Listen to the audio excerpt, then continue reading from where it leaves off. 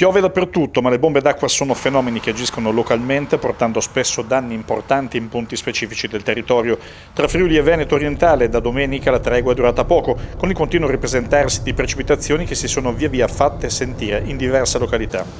Sotto forma di allagamenti nel Pordenonese, da Porcia a San Quirino e a Sacile, con il centro storico che ha dovuto far fronte a momentanei intasamenti della rete fognaria. Fenomeno comune d'altronde a tante altre località, compreso il lido di Jesolo, che ha visto l'acqua accumularsi fino a 40 cm nei punti più bassi e dove è maggiore la densità di abitazioni costruite. Nella zona di confine fra Friuli e Veneto, quindi tra Fontanafredda e Pruniera e Francenigo e Codognè, sono state grandinate con raffiche di vento vicine agli 80 km all'ora. Molte colture sono state danneggiate dai chicchi, mentre i terreni hanno sostanzialmente drenato bene le acque, essendo in buona parte secchi per la lunga siccità che avevano dovuto affrontare nei mesi scorsi. Molti gli alberi caduti a Torreano, Prata, Castelnuovo del Friuli e Marano Lagunare. In molte zone sono piovute in un paio d'ore le quantità d'acqua che spesso cadono in 2 o 3 mesi.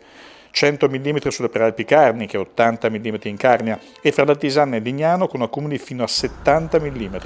Quantità che fanno elevare il livello di attenzione verso i fiumi, Piave e Livenza in particolare, affinché non possano tracimare per l'apporto eccessivo di acqua piovana in tempi troppo ristretti.